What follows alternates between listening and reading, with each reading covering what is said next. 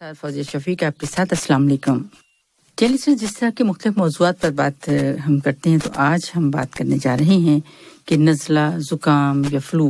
अब आप कहेंगे कि ये तो बहुत आम सी बात है, बड़ों में भी होता है और बच्चों में भी देखने में आता है, मगर आज हम ख़ास तौर पर अपने उन जो शख्सियात हैं हमारे घर की जो सबसे अहम हैं, वो हैं हमारे बच्चे। तो उनके बारे में बात करेंगे कि पिछले 2 साल से जैसे कोविड-19 जो क्राइसिस है हमारे साथ साथ है, हम अप एंड डाउन आते रहे हैं और अब भी हम निकलने की कोशिश में इंशाल्लाह इस क्राइसिस से बहुत जल्द निकल जाएंगे। मगर आज हम बात करेंगे कि बच्चों पर कोविड-19 के जो असरात हैं वो क्या हुए, ख़ास तौर पर जब हम इस आम सीजनल फ्लू की बात करते हैं या नज़ला ज़ुकाम की बात करते हैं। तो हमारे साथ हैं डॉक्टर ईशान मुनीर। अस्सलाम वालेकुम डॉक्टर साहब। वालेकुम सलाम जी। डॉक्टर साहब, बहुत शुक्रिया आपका कि आप हमारे साथ हैं और ये बहुत अहम टॉपिक है जो कि बल्कि आप ही ने हमें ये रिकमेंड किया कि नज़ला ज़ुकाम, जैसे मैंने अपने लिसनर्स को बताया कि आम है, मगर ये सबसे पहले तो ये पूछूंगी कि इसके जो फैक्ट्स एंड फिगर्स हैं वो थोड़े से ज़रूर शेयर कीजिए हमारे लिसनर्स के साथ कि जिसे हम आम सी एक चीज़ कहते हैं वो क्या है, और फिर हम बात करेंगे कि जो कोविड-19 है, जो बहुत ज़्यादा मास्क और ये बाकी चीज़ें जो हैं वो सामने आई, वो तो आप हमें बताएंगे, तो क्या उसका भी कुछ असर हुआ बच्चों पर? बिल्कुल ऐसे ही है। आप देखें कि 2 साल तो कोविड की मतलब के अफरा तफरी में गुजर गए। जी जी। और बहुत सारी चेंजेस आई। हम किस तरह बिहेव करते हैं, अपनी हैंड हाइजीन का ख्याल कैसे रखते हैं जी। अगर आपको याद हो कि उससे भी पहले, जब कोविड से भी पहले, हम हमेशा ये डिस्कस किया करते थे जब भी नज़ले ज़ुकाम का सीजन आता था कि स्पेशली आपके साथ जैसे कि बच्चों की जब बात की जाती थी तो उसमें बिल्कुल और सेम अगर देखा जाए तो वही पूरे मैयज जो हैं वो सामने आ जाते हैं उसकी कोविड के दौरान आ गए। हाथ कैसे आपने धोने हैं और बिल्कुल एग्जैक्टली जो आपको टाइमिंग्स बता देते हैं 20 सेकेंड्स और समथिंग लाइक दिस, और वही हम इस पूरे 2 साल में हम दोहराते आ रहे हैं हर प्रोग्राम में, हर जगह और इस तरह से। लेकिन आप ये भी देखें कि इसकी रिस्ट्रिक्शंस की वजह से कि आपने अंदर बाहर नहीं आना, घर में रहना है, बच्चों ने बाहर नहीं आना जी, तो उसकी वजह से तकरीबन 2 सीजन्स से ज्यादा गुजर गए जी। तो बच्चे घर पे ही रहे, स्कूल पे नहीं जाते रहे, डिस्टेंट लर्निंग चलती रही जी। तो उसकी वजह से क्या हुआ कि बच्चों के घर के रहने की वजह से उनकी इम्यूनिटी जो है वो लिमिटेड रही। अच्छा, ठीक है। जब हर सीजन में यहाँ 4 माह के बाद, 6 माह के बाद जब किसी को नज़ला ज़ुकाम होता था, स्कूल से लेकर आए वो, तो एक हर्ड इम्यूनिटी हो जाती थी जी। तो आइंदा बार जब नज़ला ज़ुकाम होना है तो वो इतनी शिद्दत से नहीं होगा। ठीक है। और उनके भी सीजन्स होते थे जब बच्चे ट्रैवल करके वापस आते थे। हम इस वक्त कतर की बात कर रहे हैं, बिल्कुल। तो वो जब ट्रैवल करके वापस आते थे तो अपने अपने मुल्कों से नज़ला ज़ुकाम लेकर आते थे, स्कूल खुलते थे तो फिर एकदम और वो डिफरेंट टाइप्स के जी वो फिर स्प्रेड होते थे। उसमें लाल आंखें, खांसी, जुकाम, दस्त भी लगे हुए बच्चों को, तो ये सारी चीजें नजर आती थी जी। उसके बाद फिर एक सीजन आता था जब मौसम ठंडा होना शुरू हो जाता, जैसे अब ठीक है, ये सीजनल वेरिएशन होती थी हर साल। ठीक है। और फिर ट्रैवलिंग, क्योंकि बहुत मतलब कि दुनिया कुरायर्स इतना छोटा हो गया कि फ्रीक्वेंट ट्रैवल करते थे लोग जी। अगर स्टेबल सीजन है उसमें से कोई एक भी स्टूडेंट अगर किसी ऐसी जगह पे गया हुआ है जहाँ पे नज़ला ज़ुकाम है वो वापस ले आए। और हमें ये फॉर फैक्ट पता था कि सबसे गंदी जगहें जो होती हैं वो एयरपोर्ट्स होते हैं जी। अगर आप अपने शहर जहाँ पे भी आप गए हैं वहां से आप नज़ला ज़ुकाम नहीं भी लाते तो जब ट्रैवल करके आप वापस आ रहे होते हैं, ट्रांजिट करते हैं एयरपोर्ट से जी, तो वहां से आप कुछ ना कुछ कैरी करते हैं। बिल्कुल। तो इस तरह से फिर वो चीज फैलती थी। लेकिन उससे एक ये भी चीज होती थी कि बच्चों की इम्यूनिटी उस लेवल पे रहती थी। इम्यूनिटी सिंपल सी चीज है, कुव्वत मुदाफत की मेमोरी। ठीक है, तो अब उस चीज को हर 6 माह के बाद थोड़ा आप उसको इंटरैक्ट करते रहते हैं वायरसेस आपके जिस्म के साथ, तो आपको यादाश्त में रहता है कि नज़ला ज़ुकाम इतना शदीद नहीं होता। अब जब इतनी लंबी ब्रेक आ गई कोविड की वजह से जी, तो हमने खुद भी देखा होगा, आप देखें कि हमें भी नज़ला जुकाम नहीं हुआ। जी बिल्कुल, इस पूरे सीजन पूरे उसमें नज़ला जुकाम बहुत सर्दियां यूं ही गुजर गई, वो तो डर डर के गुजर गई ना, क्योंकि ज़हन पे तो देखिए किसी को जरा सा अगर फ्लू, अगर किसी को छींक भी आ जाती है तो वो बिल्कुल पैनिक हो जाते थे। बिल्कुल, हम तो एक्सट्रीम सोचते थे ना कि कोविड, जी, और फिर टेस्ट और फिर ये और मतलब ऐसा कुछ हुआ नहीं अल्हम्दुलिल्लाह। कोई जो आम जो जुकाम फैलता था सीजनल जैसे था। प्रॉपर हैंड हाइजीन रही, ठीक है, मास्क पहने रहे, सोशल डिस्टेंसिंग रही, काम पे या जहाँ पे भी हम लोग जाते थे, वर्क फ्रॉम होम था।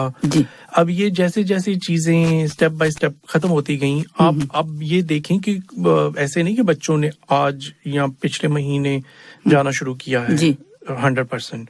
उससे पहले जो तकरीबन 6 माह से जा रहे हैं बच्चे, हाफ एंड हाफ, लेकिन फिर भी सोशल डिस्टेंसिंग थी, बड़े स्ट्रिक्ट प्रिकॉशंस लिए जाते थे कि आपने मास्क पहनना है, हैंड वॉशिंग करनी है, अल्कोहल रब करना है, फासले पे बैठना है, एक लिमिटेड टाइम के लिए जाना है। जी। तो कोई शिकायत नहीं हुई।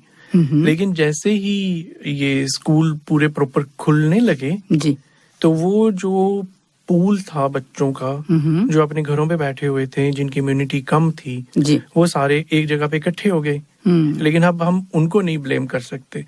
हम अक्सर ये पहले भी कहते होते हैं कि बड़ों से बच्चों को नहीं, बच्चों से बड़ों को होता है। जी बिल्कुल। लेकिन इस बार उल्ट हुआ ना। अच्छा। इस बार देखें कि इस तरह हुआ कि ये जो हम डिस्कस कर रहे थे पहले, वो जो आउटब्रेक स्विट्जरलैंड में हुआ था, अब ये सीजनल वेरिएशंस होती हैं वेस्टर्न हेमिस्फीयर में, यूरोप वगैरह में। ये वाली बीमारियां स्प्रिंग में या फॉल में होती थी, या सर्दियों के माह में, 2 सीजन्स होते थे। लेकिन वहां पे गर्मियों में अचानक शुरू हो गया, क्योंकि उन्होंने स्कूल्स ओपन कर दिए। स्कूल्स ओपन करने के एकदम से 100% ही ओपन कर दिए। जी, यही हुआ। और उसके साथ साथ रिस्ट्रिक्शंस हटा दी, या मतलब कि रिलैक्स कर दी। अब रिस्ट्रिक्शंस थी बड़ों पे, ठीक है, बच्चे, छोटे बच्चों के आप पीछे पीछे भी लगे रहें तो हाथ धो, मतलब कि टिश्यू यूज करो, मास्क यूज करो, जो नर्सरीज में बच्चे होते हैं, ठीक, तो उनके जो टीचर्स, हैंडलर्स, नैनीज थे, उन्होंने भी मास्क लगाना छोड़ दिया, हैंडलिंग वैसे ही करने लगे, तो उनसे वो चीज फैली। अच्छा। उसकी वजह से क्या हुआ कि बहुत ज्यादा केसेस हाई हो गए। ये नॉन कोविड थे, कोविड के अलावा जो नज़ला जुकाम था, और उसकी वजह से इमरजेंसी डिपार्टमेंट्स भर गए, बच्चों के हॉस्पिटल्स भर गए। जी। और ये वो कोविड पॉजिटिव नहीं थे। ठीक है जी। कोविड वैसे भी बच्चों में इतनी शदीद बीमारी हुई नहीं अल्हम्दुलिल्लाह, बिल्कुल। और अनफॉर्चुनेटली वही चीज रोल ओवर हुई अब यहाँ पे। जी। चंद हफ्तों से यहाँ पे भी मतलब कि बहुत ज्यादा इन्फेक्शन स्टार्ट होनी शुरू हुई। ठीक है। नज़ला जुकाम वही जो बलगम है वो छाती में उतर जाती है, निमोनिया की तरह हो जाता है, ब्रोंकियोलाइटिस जिसको कहते हैं। ठीक है। छोटे बच्चे ज्यादा अफेक्टेड, क्योंकि एक तो उनकी मतलब कि इम्यूनिटी बिल्कुल ही वहां पे रुकी हुई थी, वो एक साफ सुथरा माहौल था घर पे। जब उनको नज़ला जुकाम हुआ तो बड़ी शिद्दत से हुआ। ठीक है। ये सेहतमंद बच्चे थे जिनको अंडरलाइंग बीमारियां नहीं थी। जी। तो आप सोचें कि जिनको अंडरलाइंग बीमारियां थी, जैसे दमे की शिकायत हो गई, खाने से एलर्जी हो गई, स्किन की एलर्जी हो गई, ठीक है, जिनकी कुव्वत मुताबिक वैसे भी बॉर्डर लाइन होती है, तो उनको और ज्यादा शदीद हुआ। इसकी वजह से पहले तो हमारे इमरजेंसी सेंटर्स भरे, ठीक, सिदरा का इमरजेंसी डिपार्टमेंट भरा, उसके बाद फिर एडमिशंस हो गई। अब ये हालात हैं तकरीबन कि आईसीयूज करीब फुल जा रहे हैं। तो बहुत ज्यादा शदीद नहीं, लेकिन फिर भी मतलब कि अंडर ऑब्जर्वेशन बच्चों को रखने की जरूरत होती है। ठीक है। ये किस एज के बच्चे ज्यादा हैं स्कूल गोइंग? ये देखें टोडलर्स, स्कूल गोइंग, लेकिन वो जो नर्सरीज में जाते हैं, बड़े बच्चों को भी हुआ, लेकिन बड़े बच्चे तो 1-2 दिन रेस्ट करके तो वो ठीक हो जाते हैं। लेकिन ये जो टोडलर्स हैं, जो बहुत छोटे 4 साल 6 साल के बच्चे जो नर्सरीज में जा रहे हैं, उनका पूल सबसे ज्यादा इन्फेक्शंस हुई उनको। ठीक है। ठीक। तो उसकी वजह जैसे आपने बताया वही है, या हम और क्या कह सकते हैं कि क्यों इतनी ज्यादा उनमें इन्फेक्शंस हुए? बच्चों की जो इम्यूनिटी थी जी, वो वही पे रुकी हुई थी। और उसके बाद फिर एकदम शदीद वायरसेस का हमला हुआ। ठीक है। यहाँ पे जो सीजन है वो फ्लू का सीजन चल रहा है जी। फ्लू का सीजन वैसे भी एंड ऑफ सितंबर से लेके फरवरी तक होता है। ठीक ये चीज का अंदाजा था। ठीक जो मैन्युफैक्चरर्स थे फ्लू वैक्सीन्स के वो अक्सर रोल आउट करते थे, मैन्युफैक्चरिंग शुरू हो जाती थी अगस्त के एंड में और सितंबर तक आ जाता था, एंड के सितंबर तक। अक्टूबर में हम देना शुरू करते थे, लेकिन इस बार सितंबर में ही आ गया था। पहले हफ्ते न्यूज में आ गया था कि आप लेना शुरू करें, लेकिन हम बड़े स्लो रहे, हम इस कश्मोकश में रहे कि एक तरफ तो रिस्ट्रिक्शंस पूरी तरह हटी नहीं है। ठीक है। लेकिन फिर जब मतलब कि सुनना शुरू किया कि केसेस बढ़ने शुरू हो गए हैं इन्फ्लुएंजा के, फ्लू के, तो फिर से मतलब कि लिया, लेकिन वो हम लोग थोड़ा लेट हो गए। अब भी यही एडवाइस कर रहे हैं हम, इस वक्त आप अपने हेल्थ सेंटर जाएं, पूरी फैमिली को आप वैक्सीन दें जी। 6 माह से लेके 65 या बिल्कुल मतलब जो है 6 मंथ्स एंड अब मुख्तलिफ डोजेस होती हैं और आप वो जरूर लें। हाँ, एक बात है समझाने की जी, इस दौरान जो बच्चे पैदा हुए हैं ये कोविड के दौरान, ठीक है, जिनकी उम्र 6 माह से ज्यादा है, साल है, 1.5 साल है, अच्छा, अगर तो उन्होंने 2020 का जो फ्लू सीजन आया था वो तो ऐसे ही चला गया था ना। जी जी, ठीक है, वो तो बहुत सारे लोगों ने इतना तो एडवर्टाइज किया था कि फ्लू वैक्सीन लें आप, हाँ, ऐसे नहीं थी कैंपेन, ऐसे नहीं थी बिल्कुल। जैसे इस दफा तो बहुत हाईली उसे किया गया है, बड़ी इन्फ्लुएंस करके तो की गई है, तो वो चीज नहीं थी, तो शायद बहुत सारे बच्चों ने वो स्किप भी कर दी हो, तो उनकी भी इम्यूनिटी उस चीज से नहीं हुई। लेकिन इस बार जबकि फ्लू बड़ी शदीद हुई और हम लेट हो गए तो वैक्सीन और ज्यादा डबल इम्पोर्टेंट हो गए। ठीक। और हमने ये बताना है कि वो जो बच्चों ने पिछले साल वैक्सीन नहीं लिया जी, उनकी पहली डोज मानी जाएगी। नहीं तो हम तो हर सीजन लेते हैं ना वैक्सीन, तो पहली बार जब बच्चों को वैक्सीन दिया जाता है तो वो 2 डोजेस में दिया जाता है।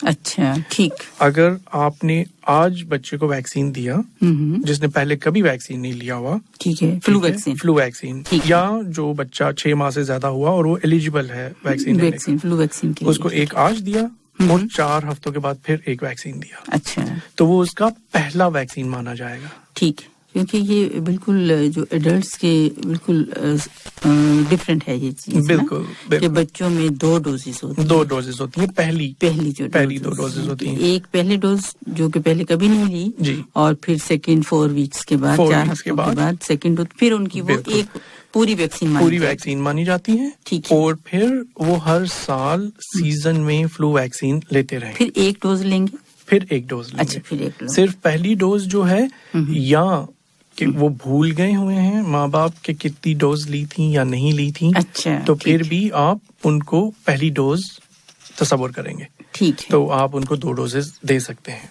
ठीक है। और ये इंट्रामस्कुलर होती है जैसे कोविड की है, ठीक है, शोल्डर्स पे ली जाती है, ठीक है।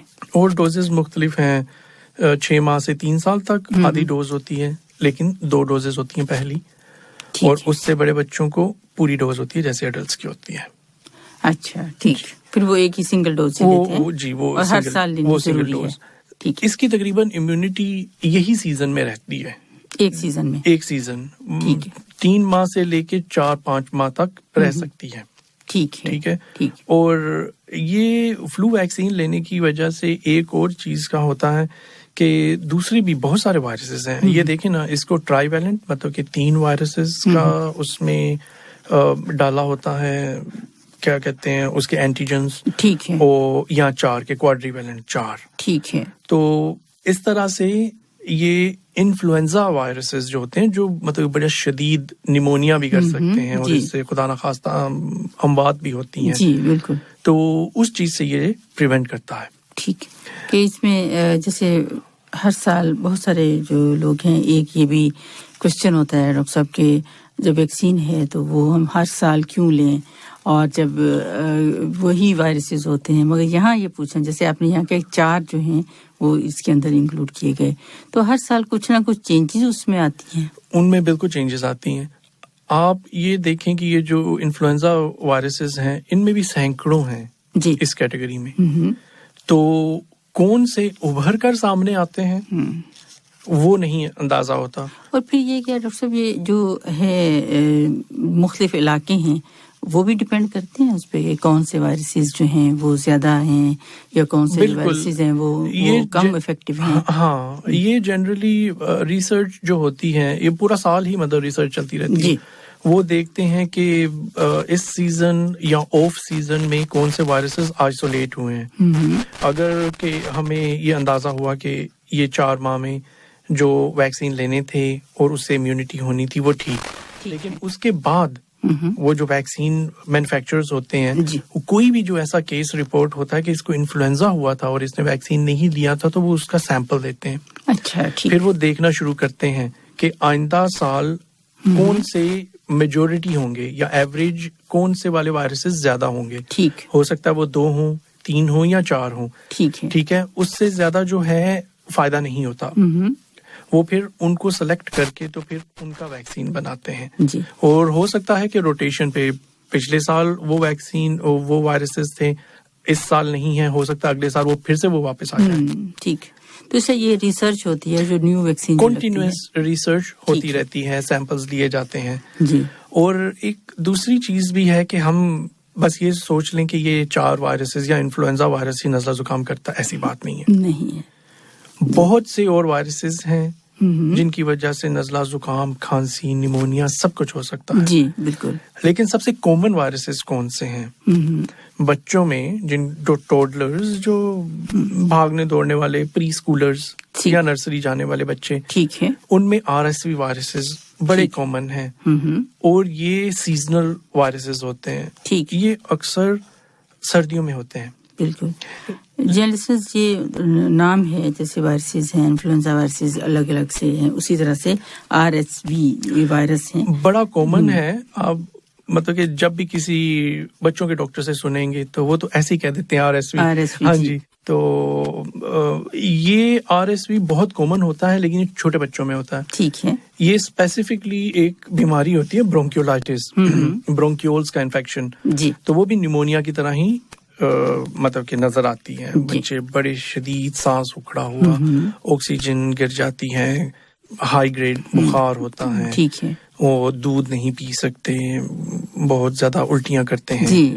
तो इस तरह की जो अलामत हैं छोटे बच्चों में जैसे बहुत ज्यादा देखने में आती हैं कि फ्लू है, जुकाम हो गया, बुखार है, साथ वॉमिटिंग है, डायरिया है, तो ये सारा जो है, तो क्या वो इस वायरस को हम सस्पेक्ट कर सकते हैं?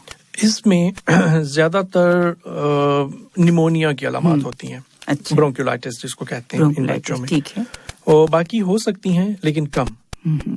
लेकिन इस चीज का ये है कि ये जो हमने पहले कहा कि जो बच्चे जो इनको एलर्जी है, दमे की शिकायत है, उनके लिए बहुत शदीद हो सकता है। ठीक है। तो इसलिए, और इसका भी इलाज है, इसके इम्यूनोग्लोबुलिन्स होते हैं, मतलब कि वैक्सीन भी है और इम्यूनोग्लोबुलिन्स भी हैं। ठीक। तो वो एक तरह का उसकी ट्रीटमेंट है। ठीक।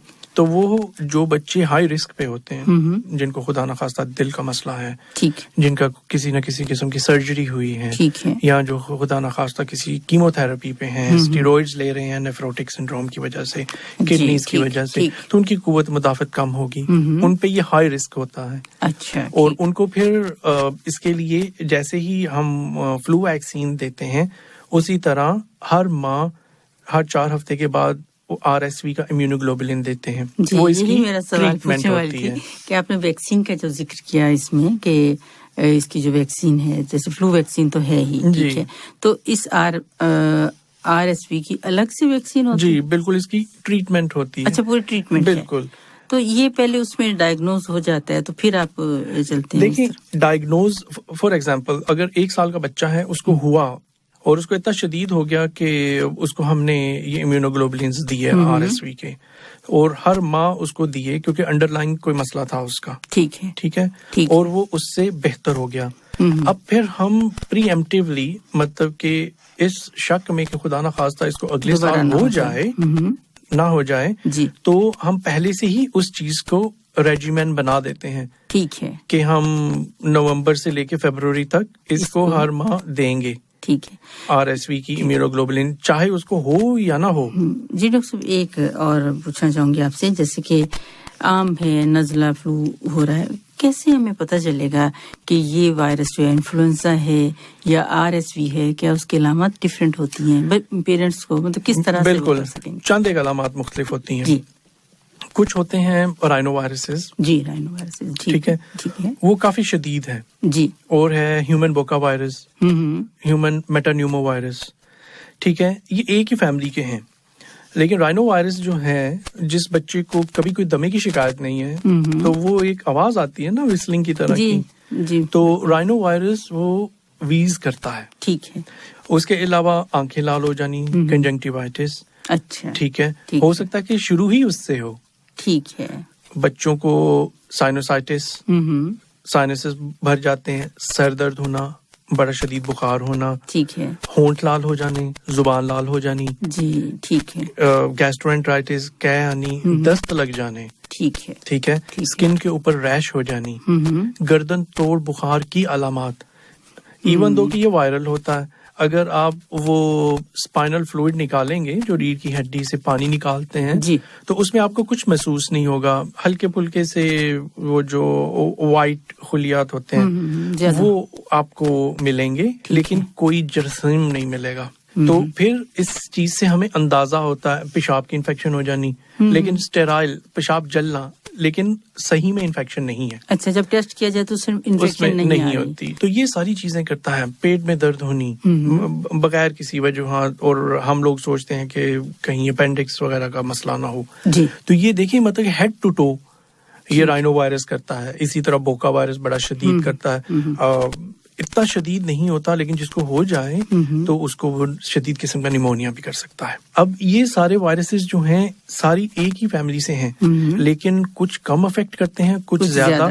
और बेस लाइन भी आपने देखनी है कि बच्चे की खुद की कुव्वत मुताबिक कितनी है। अच्छा, ठीक। अगर तो ये सीजनल होता रहा है, ठीक है, जो इस बार देखिए ना RSV जो आउटब्रेक हुआ, एक तो समर्स में हो गया, जबकि उसको विंटर्स में होना चाहिए था या फॉल में, लेकिन वो हो गया और बहुत सारे बच्चे मतलब हॉस्पिटल्स ओवरफ्लो हो गए। ठीक है यहाँ कतर में भी हुए, कतर में सीजन से भी पहले हो गए जी। ठीक है, वो रोल ओवर इफेक्ट जो वर्ल्ड वाइड हुआ वो यहाँ पे भी आ रहा है अब। तो ये तो एक चीज हो गई। उसके बाद फिर आप यही ना सोचें कि सिर्फ यही वाले वायरसेस हैं जो नज़ला जुकाम करेंगे जी, और भी सैकड़ों वायरसेस हैं। अब हमें पता कैसे चलेगा? जैसे आपने पहले सवाल किया था, एक पैनल होता है जी, ठीक है, उसको DFA कहते हैं। बेसिकली वो क्या होता है, नाक से या गले से, जैसे कोविड करते हैं स्वैब लेते, बिल्कुल वैसे ही स्वैब लेते हैं, ठीक है। तो लेकिन उस स्वैब की बजाय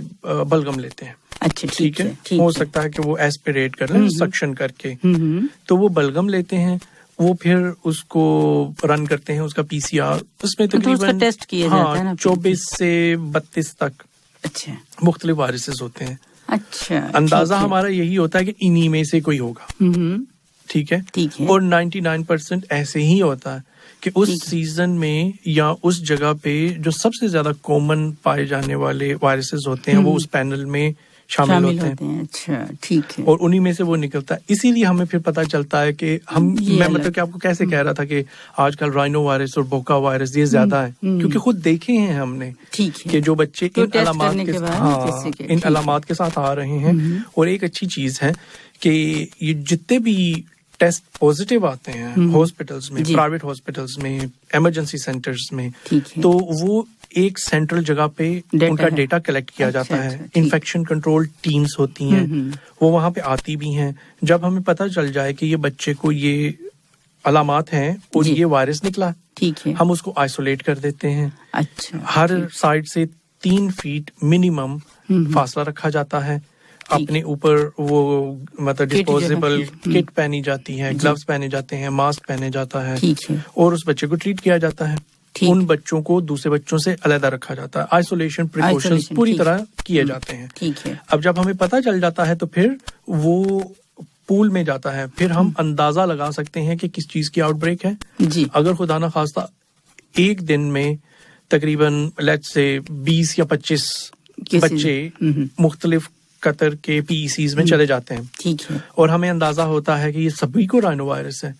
फिर हम इन्वेस्टिगेट करते हैं कि ये बच्चे आए कहाँ से हैं, कौन से स्कूल से आए हैं, स्कूल में जा भी रहे हैं या नहीं, उससे फिर अंदाजा होता है, फिर उस स्कूल को क्वारंटीन भी किया जा सकता है। ठीक, जैसे कोविड के लिए ट्रेसिंग होती रही, नहीं है, मतलब कोविड नहीं है। बार मैं इसलिए ये कह रही हूँ कि जिस पर हम बात कर रहे हैं लिसनर्स, ये कोविड नहीं है, मगर उसकी जो फ्लू की आउटब्रेक है, जैसे कि डॉक्टर साहब ने कहा कि यहाँ पर भी मतलब इतने ज्यादा हैंडल कर रहे हैं केसेस, तो उसमें भी वही मेजर्स अपनाए जाते हैं जो कि कोविड में, जैसे आपने कहा कि आइसोलेशन है, बच्चों को बिल्कुल सेपरेट कर देना है। ये भी अब मैं पूछूंगी कि कितने दिन के लिए, वो तो डॉक्टर साहब हमें बताएंगे, मगर ये कि सारे मेजर्स वही लेते हुए एक और जो वायरस है उसकी तरफ या देखा जाता है, उसको ट्रीट किया जाता है। बिल्कुल।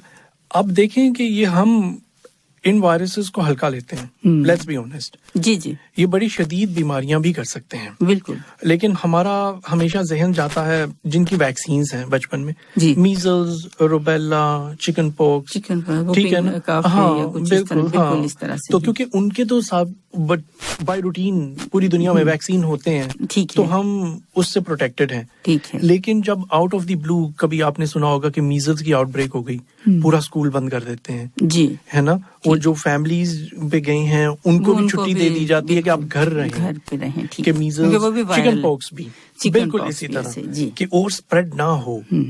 लेकिन क्योंकि ये इतनी शदीद नहीं होते, तो इसकी वजह से फिर बच्चों को मतलब क्वारंटीन तो नहीं समझे, उनको छुट्टी दी जाती है। बिल्कुल, नज़ला, जुकाम, एपेटाइट कम हो जाना, बुखार होना, सर दर्द होना, हाँ अगर खुदा ना खास्ता वो गर्दन दर्द की बात कर रहे हैं या सर के पीछे की, तो फिर उनको लेके जाना चाहिए हॉस्पिटल, ठीक है ना। फिर उसके जो इन्वेस्टिगेशन है वो थोड़ा सा हो जाता है, उसको बच्चे को ऑब्जर्व करके, अगर तो आपको अंदाजा है कि आपने स्वैब ली और उसमें से वायरल इन्फेक्शन निकली, तो फिर आपको बच्चे को ऑब्जर्व करते रहें घर, मुश्किल नहीं है।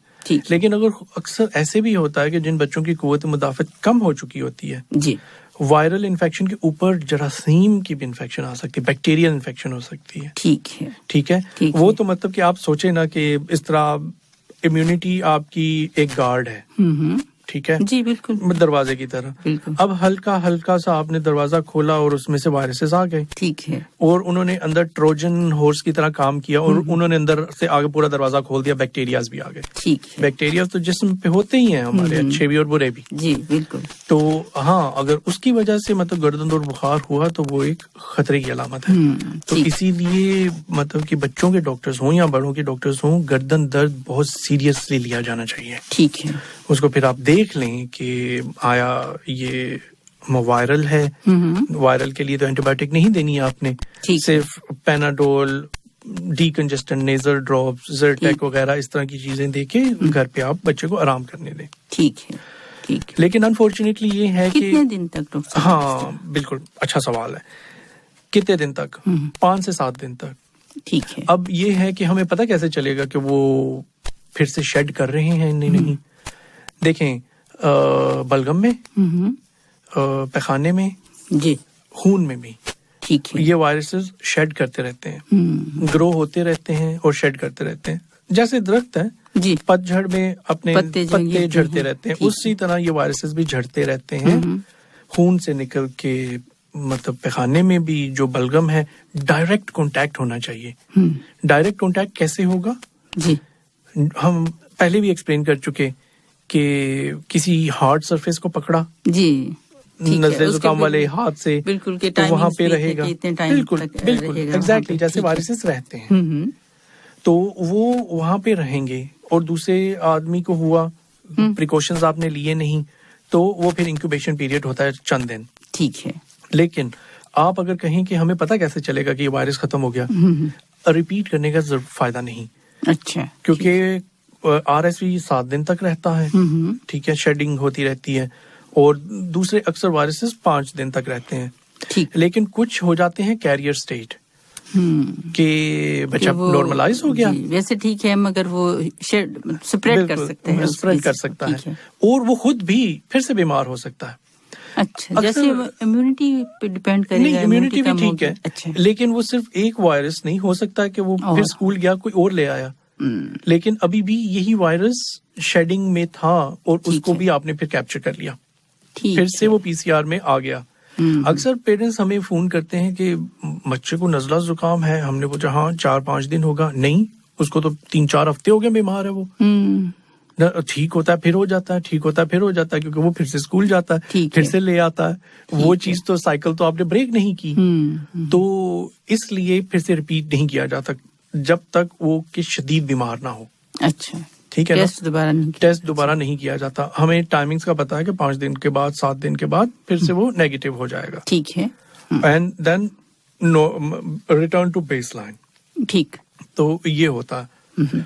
ट्रीटमेंट जैसे मैंने आपको बताई, कोई स्पेसिफिक ट्रीटमेंट नहीं होती। अच्छा। क्योंकि बच्चों को अक्सर ये जो राइनोवायरसेस और एंट्रोवायरसेस होते हैं, मुंह सूज जाता है जी, जुबान लाल हो जाती है, ठीक है, और उनको भूख नहीं लगती या बहुत ज्यादा दस्त और उल्टियां आनी शुरू हो जाती हैं। अच्छा। उसकी वजह से फिर उनको आईवी फ्लूइड्स की जरूरत पड़ती है। ठीक है, ये थोड़े से ये जो अलामत आप बता रहे हैं ये थोड़ी अलग से हैं। जैसे हम फ्लू की, नज़ला जुकाम की बात करते हैं या राइनोवायरस भी उसमें शामिल है, मगर ये जो आप स्वेलिंग का बता रहे हैं ना, ये थोड़ी कम देखने में आती है। ये थोड़ी कम देखने में आती हैं, बिल्कुल जी, लेकिन हो सकती हैं। आंखें लाल, ठीक है, लेकिन ये सारी चीजें भी आप देख लें, मीजल्स देख लें कितनी शदीद है, लेकिन वो भी इसी तरह स्टार्ट होती है। प्रोड्रोम जिसको कहते हैं, हल्का सा नज़ला जुकाम, सर दर्द, बड़ा शदीद बुखार और फिर एकदम से रैश आ जाती है। और रैश भी अब देखिए कि वो थोड़ा कम होता है किसी बच्चे को, बिल्कुल कम, क्योंकि वैक्सीनेशन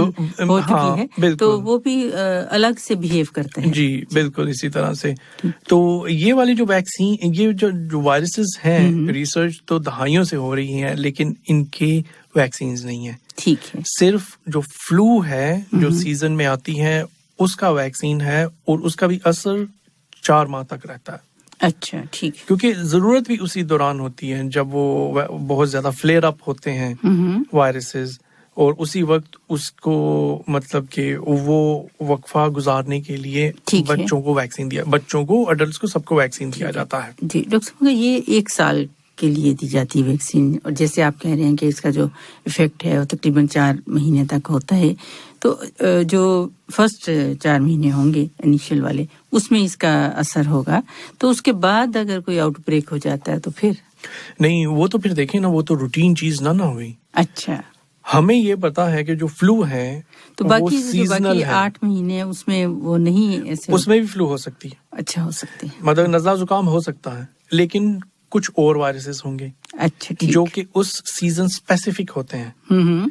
लेकिन वो उस सीजन स्पेसिफिक, कौन से सीजन की, कहाँ की बात कर रहे हैं हम, इसीलिए तो हमने कहा कि ग्लोबल विलेज है ना, जी, छोटा सा मतलब कि पूरा अर्ज जो है जी। अब ट्रैवलिंग करनी तो इतनी आसान हो चुकी है, आजकल तो फिर भी मुश्किल है काफी। हाँ, लेकिन पहले जो थी कोविड से पहले इतना इजी था, मतलब कि दुनिया के एक कोने से दूसरे कोने जा सकते थे, तो वो सारा कुछ उठा के लाते थे। अब वायरसेस भी लेकर आते थे वहां के ही जी, तो वो फिर सीजनल वेरिएशन नहीं थी, लेकिन वो फिर भी कंटेन्ड रहती थी, क्योंकि हो सकता है कि छोटा बच्चा है, उसने ज्यादा से ज्यादा स्कूल तक ही जाना है ना जी, उसने 10 शहर तो नहीं घूमने। ठीक है ना, तो वो फिर भी लिमिटेड रहती थी। जो भी आउटब्रेक होती थी नॉन सीजनल, वो उसी वक्त होती थी। इसीलिए जहां पे भी आउटब्रेक्स होती थी, वो रिसर्चर्स हमेशा सैंपल्स लेके, जैसे अब हमने बताया कि DFA लेते हैं, ठीक है, और वो पूल में चला जाता है और पता चल जाता है कि कतर में इस सीजन में इतने वायरसेस हुए, और ये भी अपना डेटा भेजते हैं जो मैन्युफैक्चरर्स हैं कि इन्फ्लुएंजा के नॉन सीजनल ये केसेस हुए थे, तो आप देखिए और इनके ऊपर रिसर्च कीजिए, और आइंदा साल फिर उसके हिसाब से वैक्सीन बनते हैं। इसलिए ये बहुत जरूरी है कि हर साल वैक्सीन करवाया जाए। ठीक है जी बिल्कुल। और डॉक्टर साहब, जैसे कि ये वैक्सीन है अलग अलग, जैसे ये RSV के जैसे आप बात कर रही हैं, तो इसमें ज्यादातर वो बच्चे जो कि बहुत छोटे हैं वो हुए, तो इसमें मेन जो रोल अब तक ये जो कोविड क्राइसिस में या उसके बाद जो देखने में आया वो इम्यूनिटी का है।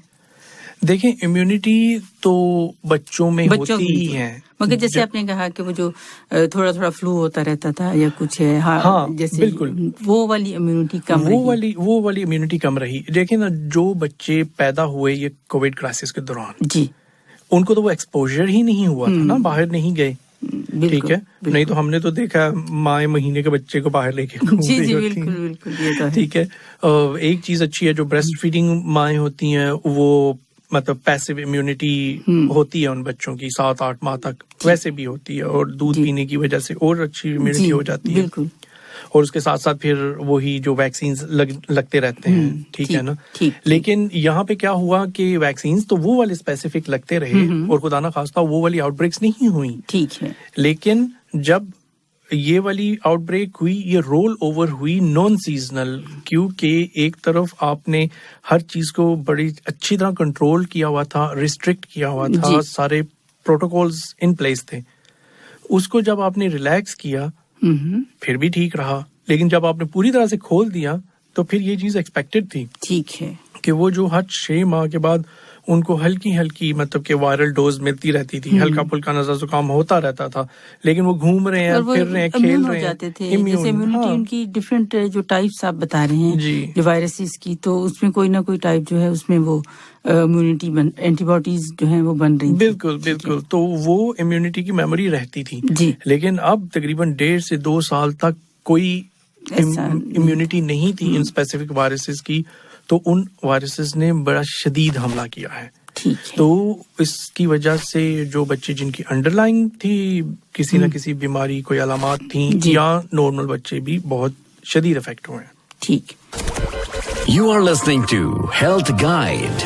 आप सुन रहे हैं health guide RJ Fauzia Shafiq के साथ ओनली ऑन FM 107 दिल से देसी, दिल से देसी। जी लिसनर्स, प्रोग्राम हेल्थ गाइड, आज हम बात कर रहे हैं कि जो फ्लू है बच्चों में हो जाता है, मगर उसके क्या टाइप्स हैं और कोविड की वजह से और ज़्यादा कौन से ऐसे वायरसेस ज़्यादा शिद्दत से जो हैं वो असरात मुरतब कर रहा है इस वक्त करंटली, जैसे डॉक्टर साहब बता रहे हैं, ज़ाहिर है वो बिल्कुल फ्रंट लाइन शोबे से हैं, तो उन्हें मालूम है कि कितने बच्चे जो हैं वो आ रहे हैं इमरजेंसीज में, इवन ICU में, जैसे आपने बताया।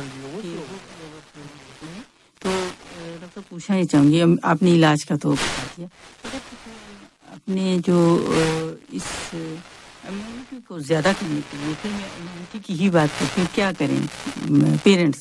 ज़ाहिर इतने छोटे बच्चे जो हैं वो तो पेरेंट्स को ही कुछ ना कुछ सीखना है, करना है, या मतलब बच्चों को आउटसाइड लेकर जाएं, क्या करें आप बताइए। ये देखें ना, इम्यूनिटी से ज़्यादा तो ये प्रिवेंशन की बात आ गई ना जी।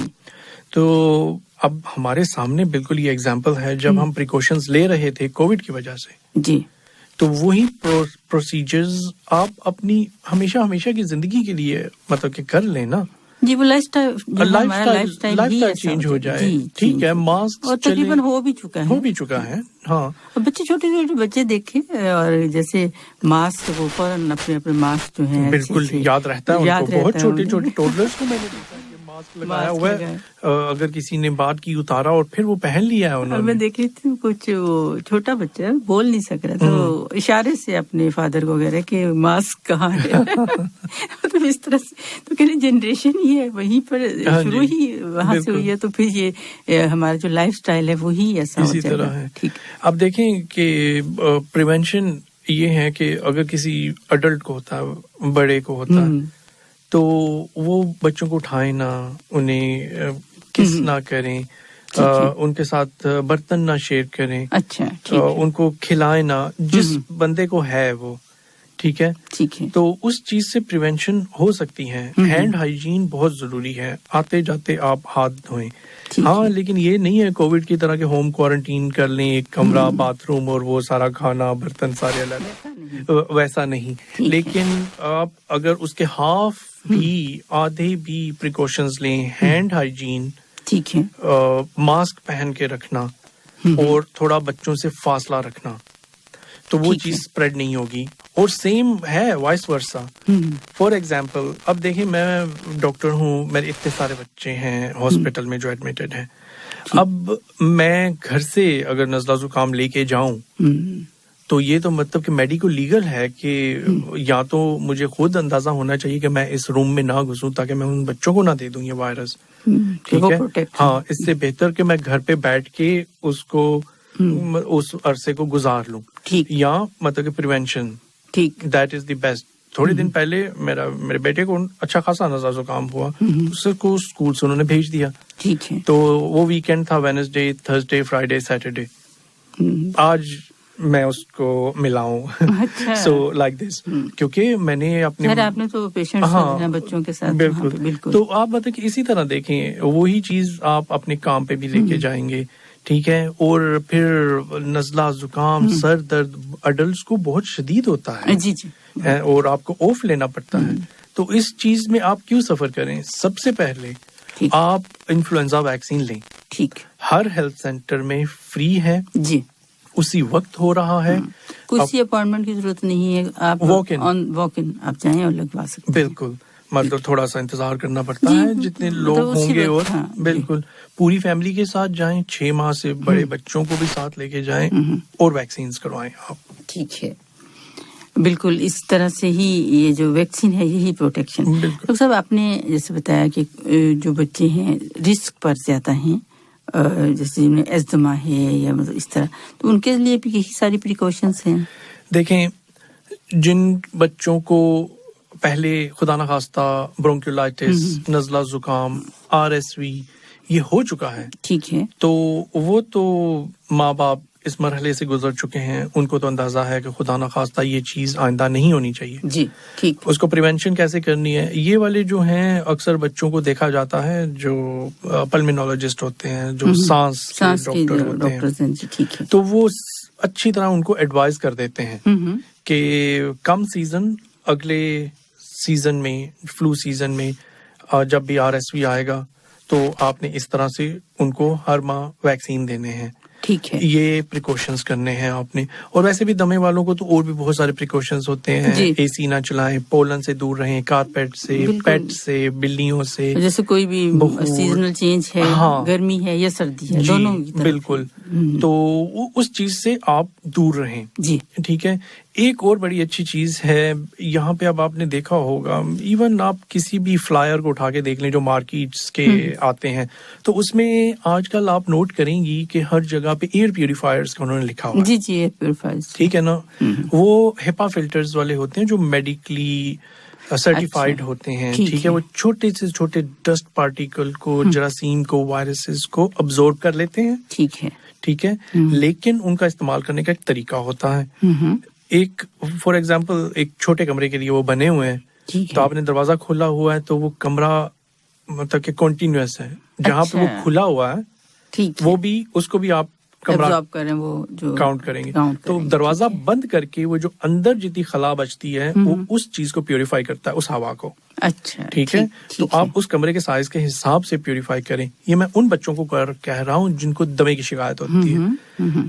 डायरेक्ट एयर कंडीशनर्स जो होते हैं विंडो वाले, वो प्रेफरेबल नहीं होते। अच्छा। उनकी डायरेक्ट हवा आपके ऊपर नहीं पड़नी चाहिए। अच्छा। और वो क्यों? क्योंकि डायरेक्ट पड़ने से नाक खुश्क होता है, मुंह खुश्क होता है, कंजेशन ज्यादा होती है, ठीक है। और फिर आपको एक ट्रिगर की जरूरत होती है, ठीक है। हल्का सा भी हुआ तो वो आपको, क्योंकि वो म्यूकोसा ड्राई हो चुका होता है ना, तो वो पेनिट्रेट करना बहुत इजी हो जाता है।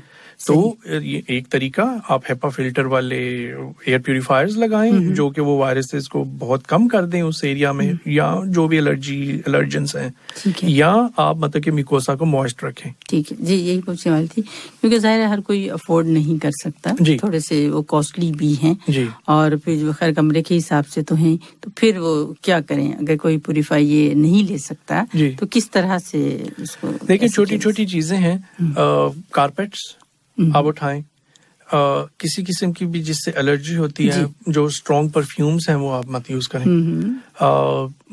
पेट्स अगर रखने हैं, अगर आपने बिल्ली रखी हुई है तो लंबे बालों वाली मत रखें, छोटे बालों वाली रखें जो शेड नहीं करती। अच्छा, ठीक है, ठीक। खाने पीने का परहेज करें। बहुत इसकी जो एलर्जी हो जाती है बच्चों को, स्पेशली बहुत सारे केसेस जो सामने आते हैं। बिल्कुल बिल्कुल। दरवाजे बंद करके रखें, अगर बाहर कंस्ट्रक्शन हो रही है तो विंडोज ना खोलें। अच्छा, ठीक है, जब बाहर हवा चल रही है या कंस्ट्रक्शन हो रही है। वैसे ब्रीज जो है वो तकरीबन दोपहर से शाम तक चलती है, ठीक है। मगरिब के बाद जैसे ही मतलब हवा कम होती है तो फिर आप विंडो खोल सकते हैं।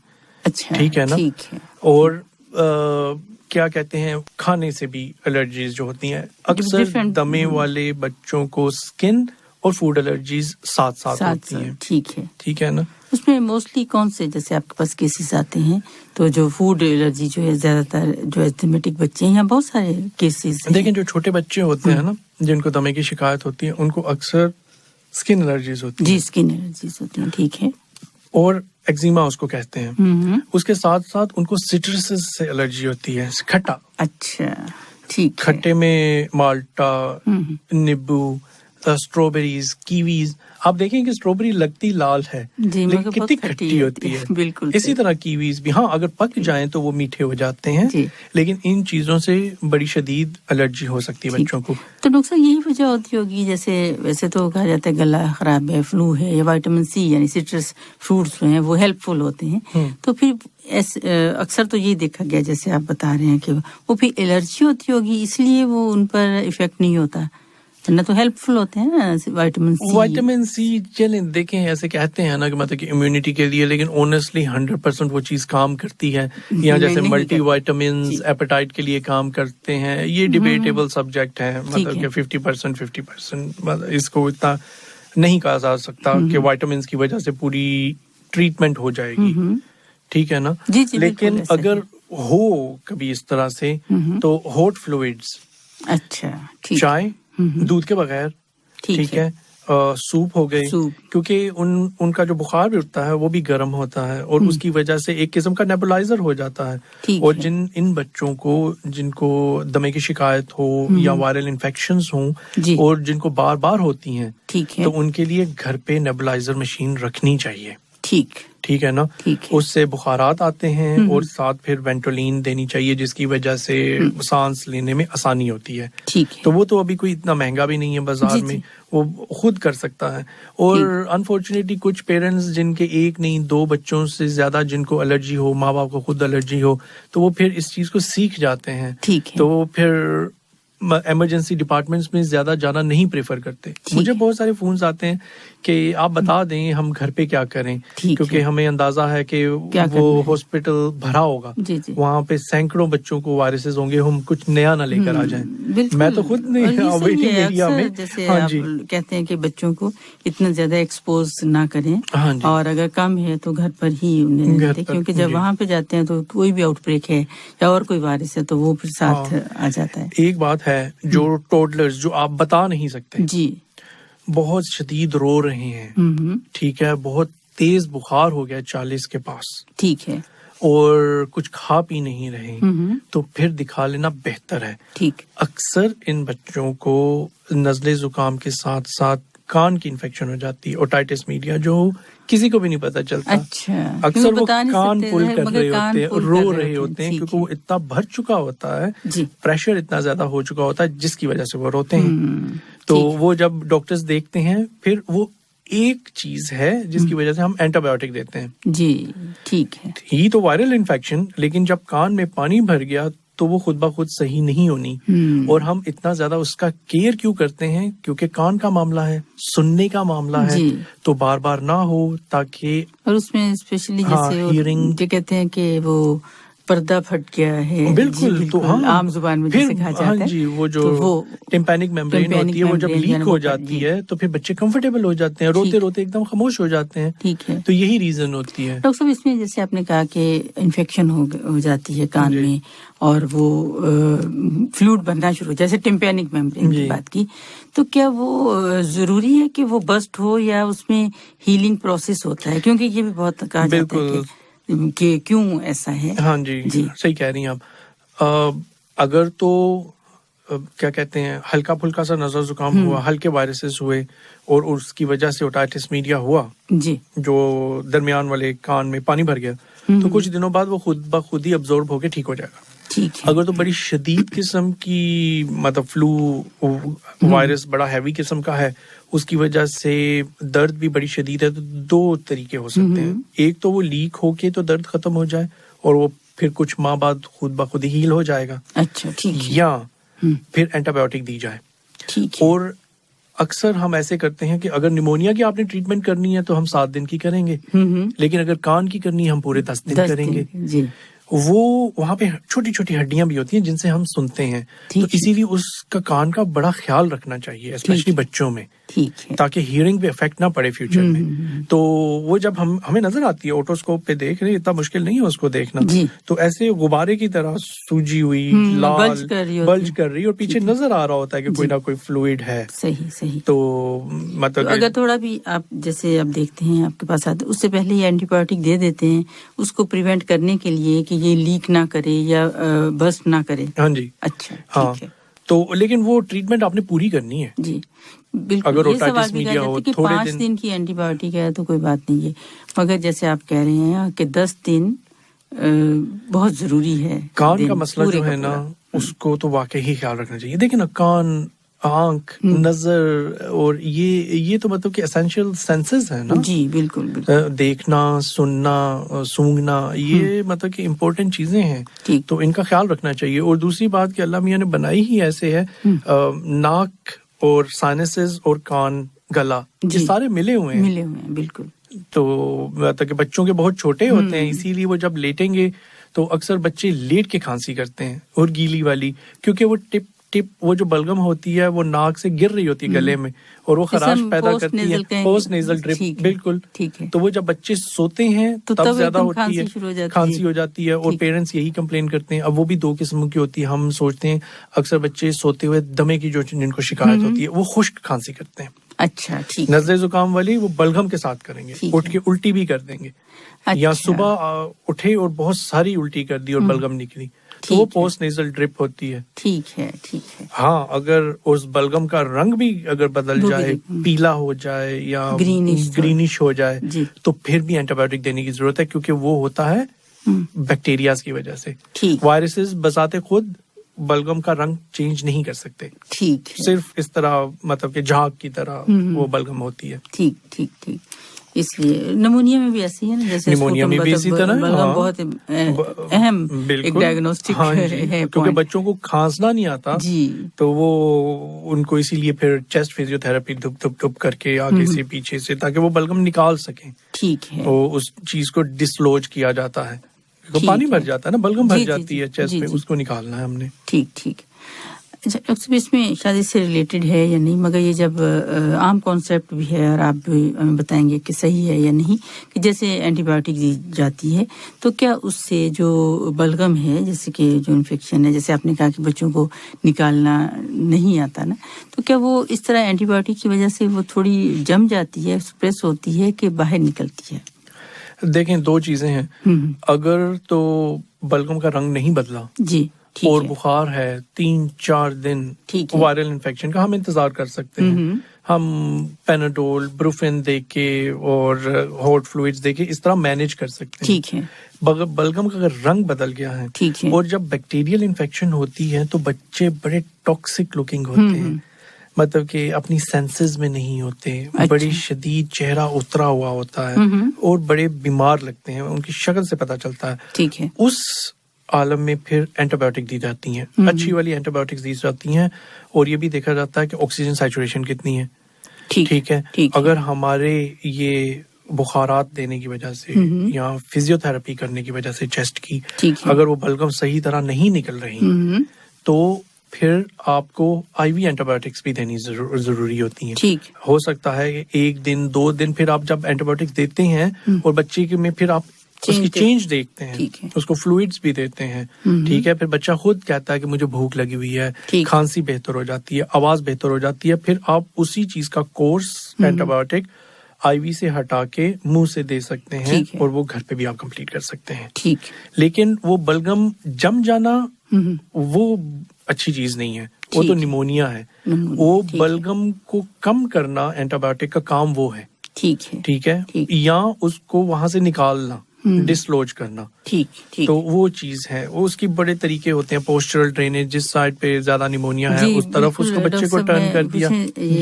आपसे ये नेक्स्ट क्वेश्चन, क्योंकि घर में है, अगर माएँ जैसे सुन रही हैं, तो जैसे फिजियोथेरेपी की आपने बात की, वो तो ठीक है, फिजियोथेरेपिस्ट होते हैं, मगर जैसे आप हैं, नॉर्मली किस तरह से बच्चों को हैंडल करना चाहिए कि इजी हो जाए, आसानी हो जाए उनको इसमें बलगम को निकलने में, या बाकी भी जो चेस्ट में जो बहुत ज्यादा सख्त हो जाती है उसमें? देखें, अगर तो आपके पास नेबुलाइजर मशीन है तो ठीक है, नहीं तो स्टीम बाथ दे दें, ठीक है। बुखारात की वजह से वो बलगम, वो पानी भी थोड़ा अंदर जाएगा और वो उसको पिघला देगा।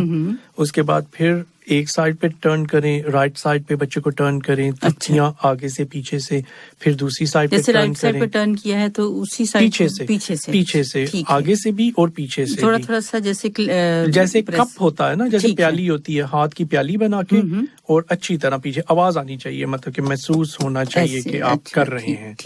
ठीक है ना। और हाँ, बच्चे इरिटेट होते हैं इससे बहुत ज्यादा, लेकिन उन्हीं का फायदा है। अगर बच्चा रोएगा, रोने से और ज्यादा सांस मतलब के जोर से बाहर लेते हैं तो वो खांसने की तरह होता है, तो बलगम निकलेगी हो जाती है ज्यादा रोने से। एग्जैक्टली। तो ये चीजें हैं। पोजीशनिंग आप करें। हाँ, लोगों के पास सक्शन मशीन नहीं होती, लेकिन बल्ब सिरिंज मिलती है हर जगह से। वो जो नाक से बलगम निकालना, मुंह से बलगम निकालना, बड़ी सॉफ्ट सी सिलिकॉन की होती है, उससे आप बलगम निकाल सकते हैं। नहीं तो बच्चे बलगम खा जाते हैं और कभी कभी वो उसको उल्टी भी कर सकते हैं, तो वो कोई मसला नहीं होता। ठीक है ना। अगर ये कि हमें सिर्फ चेस्ट से, लंग्स से उस बलगम को बाहर आना है, बलगम को बाहर निकालना, फिर हमेशा अपने जो है उल्टी कर दें या ड्रॉप कर दें, उससे कोई फर्क नहीं पड़ता। हाँ, देखें कि अक्सर ऐसे होता है कि बच्चे सही होने के बाद पेट की दर्द की बात करते हैं। यही जो बलगम होती है वो जब आंतों में जाती है, पेट में जाती है, तो वहाँ पे लिम्फेडिनाइटिस होती है। जो मतलब के लिम्फ नोड्स होते हैं उनकी इन्फेक्शन हो जाती है, और ये भी रीजन होती है कि जो बच्चों ने स्वॉलो की होती है। तो ये भी एक बड़ा इंटरेस्टिंग सा फैक्ट है। जी डॉक्टर साहब, आप क्या कहना क्या चाहेंगे, जैसे कि पेरेंट्स देखिए, इस चीज में इतने घबराने की जरूरत नहीं है। आउटब्रेक तो अनफॉर्चुनेटली हो चुकी है, ठीक है। सबसे पहले तो आप जाके इन्फ्लुएंजा के वैक्सीन लें पूरी फैमिली के साथ, किसी अपॉइंटमेंट की जरूरत नहीं है। इसकी वजह से इम्यूनिटी बढ़ेगी, ठीक है। अगर आपको लगता है कि किसी बच्चे को नजला जुकाम है, आपके बच्चे को, तो फौरन से पहले आप स्कूल फोन करके तो एटलीस्ट 2 से 3 दिन की उसके लिए छुट्टी लें। दूसरे बच्चे भी हमारे अपने हैं, तो एक बच्चे से दूसरे को फैलेगी और वो फिर अपने अपने घरों में लेके जाएंगे। तो स्प्रेड को जहाँ पे रोका जाए वहाँ पे बेहतर है। सबसे पहले फ्लू वैक्सीन जरूरी है। जो फ्लू वैक्सीन है वो लें। और जैसे कि बार बार लिसनर हम बता भी रहे हैं, पूरी जब से कैंपेन शुरू हुई है कि 6 महीने से जो है 6 महीने के बच्चे जो हैं वो एलिजिबल हैं और आप लगवा सकते हैं। बिल्कुल, ये तीसरा महीना है और हमें पता है कि ये सीजनल वेरिएशन है। इस बार शायद विंटर्स, जो रियल विंटर्स हैं, वो जनवरी फरवरी में टच हों। ठीक है। तो फरवरी तक फ्लू वैक्सीन, मतलब कि फ्लू सीजन होता है, तो अभी भी 3 माह है आपके पास, आप अब जल्द से जल्द फ्लू वैक्सीन लगवाएं।